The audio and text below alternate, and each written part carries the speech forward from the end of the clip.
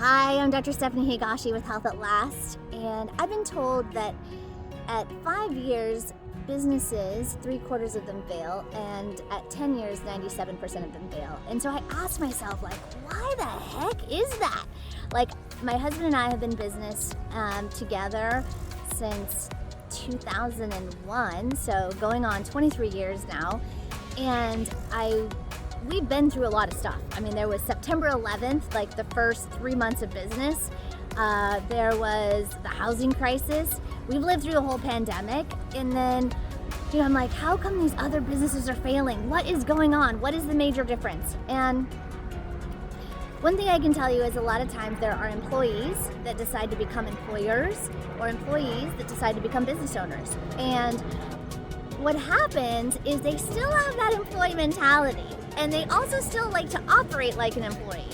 So let me give you a couple examples, and maybe you can hear and see this in yourself, because my hope in making this video is that you find a way to be that top 3%. You find a way to be exceptional and to persist and still have a business beyond the 10 years and beyond. And here's a couple things. You could look at these lists and see if you have some of these things you can improve on. I know employees, once they become employers, are like, it's a holiday, we're closed. I never got to be closed, or I don't want to work, or I don't want my employees to work just because it's a holiday. I wouldn't do that. I also hear people say, for example, oh, it's slow today, so I'm gonna leave early. If it's slow, it means you should stay to make it busy. I've also had people where they're like, oh, my new staff, they've got it, I can go ahead and leave. I'm like, they're new, they don't know what they're doing yet. Do not leave them alone.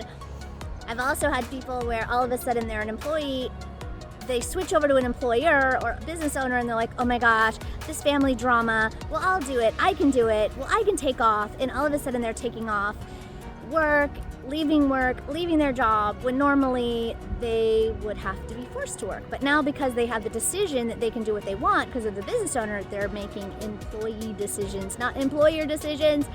So take a look at these lists, take a look at some of these things, see how you can improve, because we want businesses to 97% succeed, not fail. Be winners.